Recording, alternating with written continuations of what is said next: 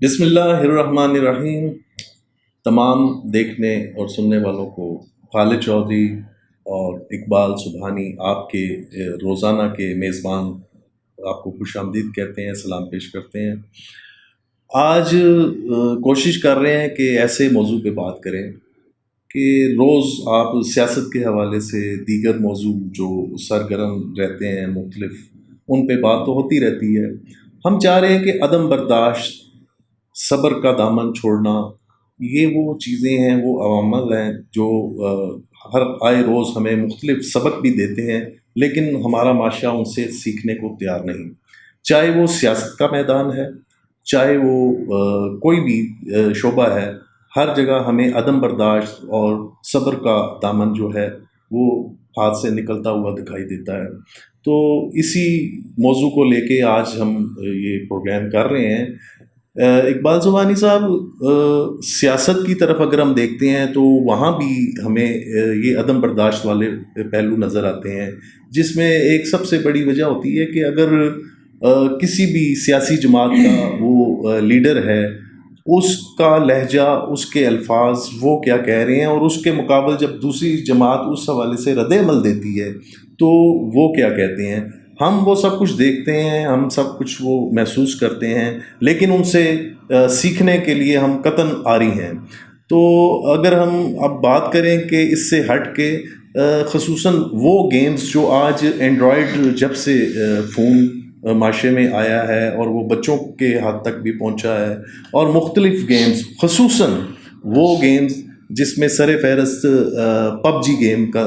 تذکرہ بہت ضروری ہے، جس نے معاشرے کو بہت جو ہے جھنجھوڑ کے رکھا ہے۔ کچھ ایسے واقعات پیش آئے جن سے پورا معاشرہ جو ہے اس سے متاثر ہوا ہے، لیکن اس سے سیکھا کچھ نہیں گا۔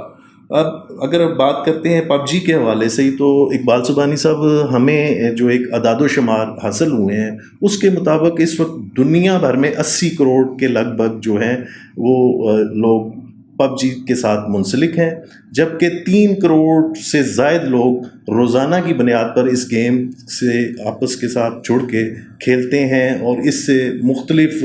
جو ہے ذہنی دباؤ اور عدم برداشت کی صورتحال سے دوچار ہیں۔ تو آپ آج کے اس موضوع کے حوالے سے اپنی رائے دیں، خصوصاً جو سیاست میں اس حوالے سے ہمیں دیکھنے کو مل رہا ہے اور جو معاشرے میں بالخصوص بچوں میں دیکھنے میں مل رہا ہے، آپ اس کو تھوڑا سا احاطہ کیجئے، بتائیے کہ یہ سب کیا ہے اور ان کو کیسے ہم روک سکتے ہیں۔ جی شکریہ خالد چودھری صاحب۔ گزارش یہ ہے کہ پب جی ایک ایسی گیم ہے کہ جس کی وجہ سے ہمارے معاشرے کے اندر، ہمارے ملک کے اندر بے شمار جانیں ضائع ہوئیں۔ یہ گیم اس قدر لوگ اس کے اندر محو ہو جاتے ہیں، اس قدر اس کے اندر داخل ہو جاتے ہیں کہ وہ جیسے کوئی ایپناٹائز ہو جاتا ہے، تو وہ ایپناٹائز ہو جاتے ہیں، اس کے بعد پھر ان کے من میں جو آتا ہے وہ بے دریغ کرتے جاتے ہیں۔ پاکستان میں بے شمار مثالیں موجود ہیں کہ بیٹوں نے اپنی ماں کو قتل کر دیا۔ ابھی کچھ عرصہ پہلے ایک واقعہ ہوا لاہور کے اندر کہ ایک نوجوان لڑکے نے اپنی ماں کو قتل کر دیا کیونکہ وہ اس کو منع کر رہی تھی گیم کھیلنے سے۔ وہ بہت زیادہ اس کے اندر مصروف تھا، جب ماں بار بار منع کر رہی تھی تو اس نے اپنی ماں کو قتل کر دیا۔ اسی طرح پھر اور بڑی مثالیں ہیں کہ کسی نے اپنے بھائی کو قتل کر دیا، کسی نے اپنے دوست کو قتل کر دیا، کسی نے کسی کو اغوا کر لیا۔ وہ جو گیم میں وہ دیکھتے ہیں اس حوالے سے پھر وہ آگے اپنا کام کرتے رہتے ہیں۔ معاشرے کی اویئرنیس کی حالت یہ ہے کہ ایک دن میں ایک پروگرام دیکھ رہا تھا اور ایک اینکر پرسن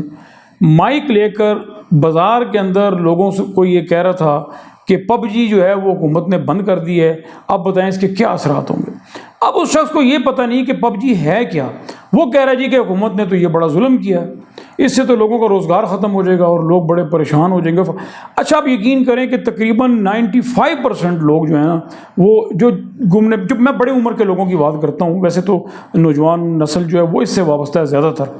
تو وہ جو بڑی عمر کے لوگ ہیں جن کی اولادیں یہ کام کر رہی ہیں، وہ جب ان سے پوچھتے ہیں تو وہ پب جی کے حوالے سے ان کو کچھ پتہ نہیں پب جی کیا، اور وہ اپنی دوسری رائے اس کے حوالے سے دیتے ہیں کہ جی یہ پب جی جو ہے اس سے روزگار ختم ہو جائے گا، ان کو پتہ ہی کچھ نہیں پب جی ہے کیا۔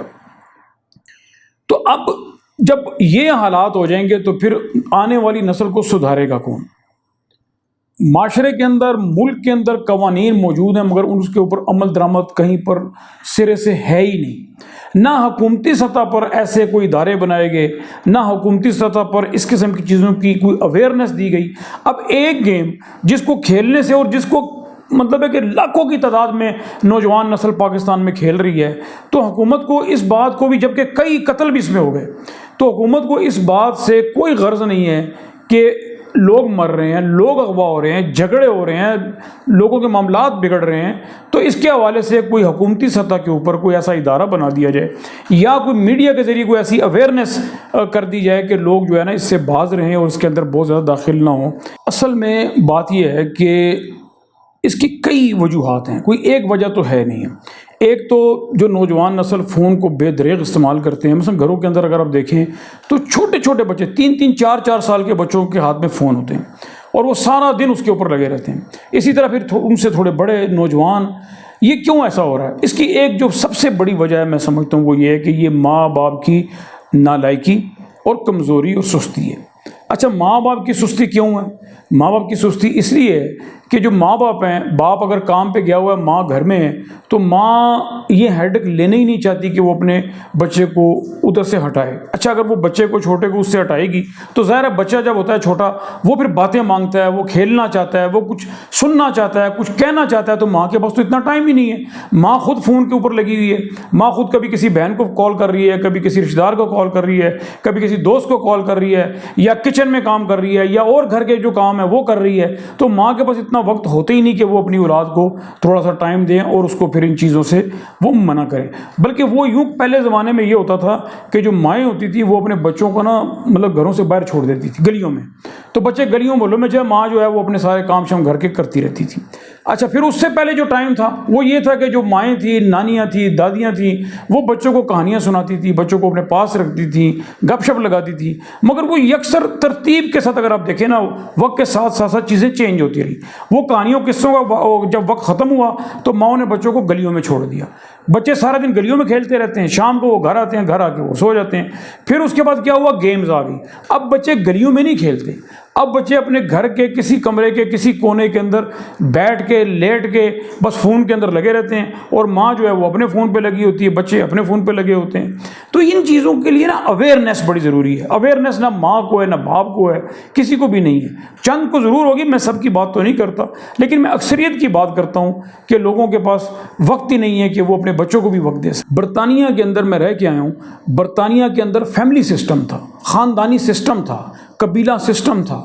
لوگ مل جل کے رہتے تھے، بچے بچیاں یہ سمجھتے تھے کہ بڑوں کی عزت کس طرح کی جاتی ہے، باہر نکل کے بات کیسے کی جاتی ہے، اگر ہم نے کوئی غلط بات کر دی تو یہ ہمارے گھر کے اوپر، ہمارے باپ کے اوپر، ہمارے دادے کے اوپر یا ہمارے فلانے کے اوپر ایک بدنامی لگ جائے گی کہ ان کے بچے نے، ان کی اولاد نے یہ کام کیا۔ مگر پھر کیا ہوا کہ وہاں چونکہ مشینی زندگی بن گئی برطانیہ کے اندر یا یورپ کے اندر یا امریکہ کے اندر، میں پوری دنیا کی بات کرتا ہوں اور خاص طور کے جو ترقی یافتہ ممالک ہیں میں ان کی بات کرتا ہوں، کہ جب وہ اتنے مصروف ہو گئے کہ صبح سے شام تک وہ کمانے کے اوپر لگ گئے، کمائے بغیر گزارا بھی نہیں، تو پھر وہ بچوں کو توجہ نہیں دے سکے۔ اس سے کیا ہوا کہ فیملی سسٹم آہستہ آہستہ آہستہ بگڑنا شروع ہو گیا۔ اچھا، وہ جب فیملی سسٹم بگڑنا شروع ہوا تو انہوں نے اپنے ماں یا بوڑھے ماں باپ جو ہیں ان کی طرف توجہ دینی بند کر دی، اس سے بڑے مسائل پیدا ہوئے۔ تو اس مسائل کا حل حکومت نے یہ ڈھونڈا کہ اولڈ پیپل ہومز بنا دیے،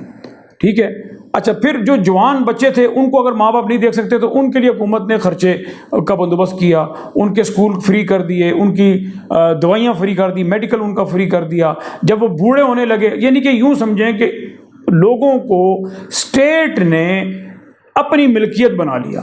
یعنی کہ جب بچہ پیدا ہوا تب بھی ان کو پیسے ملے فیملی کو، پھر جب بچہ 18 سال تک بڑھتا گیا تو اس کو وہ خرچہ، پیسے، دودھ، ہر چیز اس کو ملتی گئی۔ بچہ جب 18 سال سے اوپر چلا گیا تو پھر وہ اپنے طور پہ اپنا کام شام یہ معاملات کرنے لگے۔ اب جب بچہ بوڑھا ہو گیا، ریٹائر ہو گیا، اس کے پاس گھر نہیں ہے تو حکومت نے اسے گھر بھی دے دیا، پھر اس گھر میں اس کی تمام ہر قسم کی ذمہ داری حکومت نے لے لی، تو وہ فیملی سسٹم وہاں تباہ ہو گیا، ختم ہو گیا۔ اب حکومت ان لوگوں کو سنبھالتی ہے۔ اچھا، ان کے پاس تو وسائل تھے تو انہوں نے نے سنبھال لیا۔ اب پاکستان میں کیا ہوگا؟ اب پاکستان میں جیسے فیملی سسٹم آہستہ آہستہ دم توڑ رہا ہے، اب یہاں بھی اب بھائی کی بھائی سے نہیں بنتی، بہن کی بھائی سے نہیں بنتی، بیٹے کی باپ سے نہیں بنتی، میاں کی بیوی سے نہیں بنتی۔ یہ سارے اثرات جو ہیں آپ خود اپنی آنکھوں سے دیکھ رہے ہوں گے، یہ اثرات اب آنا شروع ہو گئے ہیں پاکستان کے اندر بھی۔ اب خدا نہ خواستہ اگر پاکستان اس سٹیج پہ چلا جائے کہ مکمل طور پہ فیملی سسٹم ختم ہو جائے، فیملی سسٹم سے میری مراد خالد صاحب یہ ہے کہ جیسے ایک دوسرے کی مدد کرنا، ایک دوسرے کا خیال کرنا، ایک دوسرے کے دکھ درد میں کام آنا، یہ ساری چیزیں جب یہ ختم ہو جائیں گی اور سب کو اپنی اپنی پڑ جائے گی، تو پھر یہاں حکومت کے پاس تو اتنا پیسہ نہیں کہ یہاں کوئی سوشل لوگوں کو دیا جائے، یا یہاں پر جیسے حضور پاک صلی اللہ علیہ وسلم کے زمانے میں یا حضرت عمر کے زمانے میں کہا جاتا تھا کہ اگر دریائے فرات کے کنارے کوئی کتا بھی بھوکا مر گیا تو عمر اس کا ذمہ دار ہے، یا اسی طرح اگر کسی پہاڑ پر کوئی گڈریا بھوکا سو گیا تو اس کا ذمہ دار بھی جو ہے وہ حکومتی سربراہ ہوگا۔ تو وہ باتیں تو پاکستان کے اندر نہیں ہیں، اور اس سے پھر مزید خرابی ہوگی۔ تو میں سمجھتا ہوں کہ اس کا جو کنٹرول ہے نا، اس میں بہت ساری چیزوں کو دیکھنا پڑے گا۔ اگر کبھی آپ کو اتفاق ہو وہاں جانے کا، اور وہ جو بوڑھے لوگ وہاں اولڈ پیپل ہوم کے اندر رہ رہے ہیں، ان کی اگر آپ سہولتیں دیکھیں، ان کو آسائشیں دیکھیں جو ان کو مہیا ہیں، ان کو خرچے، اخراجات، رہائش، کپڑے، ہر چیز حکومت وہ مہیا کرتی ہے، یہاں تک کہ ان کو مہینے میں 2 دفعہ یا بعض اوقات 1 دفعہ ان کو سیر کے لیے بھی بس میں بٹھا کے مختلف مقامات پر لے جایا جاتا ہے۔ اکاؤنٹ کے اندر ان کے پیسے آتے ہیں، کس سے مانگنے نہیں پڑتے، ڈائریکٹ اکاؤنٹ کے اندر ان کے 1 مہینے بعد پیسے بھی آ جاتے ہیں، رہائش بھی فری، گھر کے معاملات ہر چیز ان کی فری، اور وہ سہولتیں جو کسی گھر میں نہیں ہوتی وہ بھی ان کو ملتی ہیں۔ اچھا، اسی طرح ایک بچے کی عمر ہوتی ہے جب 18 سال، تو اس کے ماں باپ جو ہیں اس کو کہتے ہیں اب تو 18 سال کا ہو گیا، لہٰذا اب تو اپنا بندوبست کر، اور وہ گھر چھوڑ کے چلا جاتا ہے۔ یہ معاشرے کے اندر نا یہ 2 مختلف کلچر ہیں، ان کو سمجھنے کی ضرورت ہے۔ اب ہمارے لوگ یورپ کے اندر رہ کے جب دیکھتے ہیں کہ 18 سال کا بچہ یا بچی اپنے ماں باپ کو چھوڑ کے کہیں اور چلے گئے ہیں تو وہ ان کو بڑا برا بلا کہتے ہیں۔ میں ان کو کہتا تھا کہ دیکھیں بات یہ ہے کہ یہ اپنی اپنی سوسائٹی، اپنا اپنا ماحول، کلچر ہے۔ پاکستان کے اندر کوئی 18 سال کا ہو جائے یا جوان ہو جائے اور اگر ماں باپ کو چھوڑ کے چلا جائے تو لوگ اس کو برا بلا کہتے ہیں۔ یورپ کے اندر اگر کوئی 18 سال کا ہو جائے اور وہ اپنے ماں باپ کے ساتھ رہے تو لوگ اس کو برا کہتے ہیں۔ اب یہ سمجھنے کی بات ہے، پاکستان کے اندر جو بچہ جوان ہو کے اپنے ماں باپ کے ساتھ نہ رہے اس کو برا کہتے ہیں، یورپ میں جو بچہ جوان ہو کے اپنے ماں باپ کے ساتھ رہے اس کو لوگ برا کہتے ہیں۔ تو اب اس بات کو، اس کانسیپٹ کو سمجھنے کی بڑی سخت ضرورت ہے۔ اچھا، ہمارا اسلام کیا کہتا ہے اس سلسلے میں؟ اسلام تو وہ کچھ کہتا ہے کہ جو انسان آج کے دور میں اب تصور بھی نہیں ہے۔ اسلام تو یہ کہتا ہے کہ اگر تمہارا باپ، تمہاری ماں تم سے پانی رات کو مانگ لے اور تم پانی لینے جاؤ اور تم واپس آؤ اور وہ اگر سو رہا ہو تو اس کو مت اٹھاؤ، اور پھر وہیں کھڑا رہا۔ یعنی یہ مثالیں موجود ہیں پرانے زمانوں کی اسلام کے حوالے سے کہ اگر کسی کے باپ نے ان سے بچے سے پانی مانگا اور وہ لینے گیا، واپس آیا، باپ سویا ہوا ہے، وہ وہیں پانی لے کے کھڑا رہا کہ میں اس کو اٹھاؤں گا نہیں، تو وہ کھڑا رہا وہاں پر۔ پھر جب تک وہ والد اٹھا نہیں وہ وہیں کھڑا رہا، وہ اٹھا تو اس نے اس کو پانی پلایا۔ بلی سوئی ہوئی ہے کہیں پر، تو ایسی جگہ پہ سوئی ہے جہاں رکاوٹ ہو رہی ہے، تو بلی کو نہیں اٹھایا کہ اس کی نیند خراب نہیں کرنی۔ اسلام کا تصور تو اب یہاں ناپید ہے، کون کرتا ہے؟ ہم لوگ باتیں تو کرتے ہیں لیکن اسلام کے اوپر ہم عمل نہیں کرتے۔ اگر اسلام کے اوپر جائیں تو اسلام کا تصور تو یورپ سے بھی زیادہ بہتر ہے۔ اپنے ماں باپ کی خدمت کرنا، ماں باپ کا خیال کرنا، غصہ نہ کرنا، لڑائی جھگڑا نہ کرنا، ایک دوسرے کا خیال کرنا۔ اگر آپ گوشت کھا رہے ہو، اگر آپ کوئی اچھی چیز کھا رہے ہو، دیکھو آپ کا پڑوسی کھا رہا ہے کہ نہیں کھا رہا، اور آپ کے قریب کوئی غریب تو نہیں ہے، آپ کے قریب کوئی بھوکا تو نہیں سو رہا، آپ کے گھر کے قریب کوئی ایسی بچی تو نہیں جس کی جہیز کی وجہ سے شادی نہیں ہو رہی۔ مطلب اسلام کا تو پھر یہ ایک وسیع، بڑی بات لمبی ہو جائے گی، یہ بڑی وسیع ایک لائن ہے۔ تو اسلام کا تصور یورپ سے میں سمجھتا ہوں کہ اوپر ہے، وہ اس سے زیادہ بہتر ہے۔ میں ایک آخری بات کرنا چاہتا ہوں آپ کی اجازت سے۔ خالد صاحب، بات یہ ہے کہ بات تو خیر بڑی لمبی ہو گئی، ان تمام چیزوں کا جو حل ہے نا وہ ایک ہے، اور وہ ہے قانون کی حکمرانی، قانون پر عمل درآمد۔ یعنی کہ اگر کوئی شخص غیر قانونی کام کرتا ہے، اگر کوئی شخص غلط کام کرتا ہے، قانون اگر اس کو اپنی گرفت میں لے لے اور اس کو سزا مل جائے تو اس معاشرے کے اندر آپ دیکھیں کہ کتنا، ابھی دیکھیں کتنی آسان بات ہے، صرف قانون کی حکمرانی، قانون پر عمل درآمد، قانون پر لوگوں کا غصہ آپ دیکھیں کتنا ہے، راہ چلتے ہوئے کسی کو دھکے مارتے ہیں، اگر کسی کو آپ کہتے ہیں کہ تھوڑا راستہ دے دو تو کوئی راستہ دینے کے لیے تیار نہیں ہے، اگر آپ کسی سے کوئی آرام سے بات کرو وہ ایک دم غصے میں آ جائے گا، اگر آپ کو کسی کو آپ نے اوورٹیک کر لیا یا کوئی آپ نے غلطی کر دی، بھیڑ کے اندر، رش کے اندر اگر آپ نے معمولی سی غلطی کر دی، آپ کو کوئی برداشت نہیں کرے گا، آپ سے لڑائی جھگڑا شروع کر دے گا۔ تو یہ کیا چیزیں ہیں؟ کیونکہ قانون کا ڈر نہیں ہے۔ اب لڑائی جھگڑا کرنے والوں کو اگر قانون گرفت میں لے لے، ان کو اسی وقت سزا دے دے، اچھا پھر عدالتوں کا بہت بڑا رول ہے، تو عدالتیں بھی اس معاشرے کو سدھارنے میں کوئی رول ادا نہیں کر رہی۔ اس کے علاوہ ہمارے جو بڑے ہیں، جیسے ہمارے بزرگ ہیں محلوں کے اندر، وہ اس حوالے سے اخلاقیات کو سنوارنے کے حوالے سے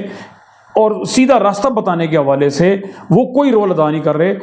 مسجدوں کے امام جو ہیں وہ اس سلسلے میں بہت بڑا رول ادا کر سکتے ہیں کہ معاشرے کو کس طرح سدھر جانا چاہیے، وہ اس میں کوئی رول ادا نہیں کر رہے۔ اس کے اندر حکومت کوئی رول ادا نہیں کر رہی، اس میں کوئی شخص کسی قسم کا کوئی رول ادا نہیں کر رہا۔ تو بہتر ہے کہ اگر یہ معاشرہ ٹھیک کرنا ہے تو اس میں ہر شخص جو ہے وہ اپنے اپنے طور پر اپنا اپنا رول ادا کرے اور قانون کی حکمرانی ہو۔ بہت شکریہ۔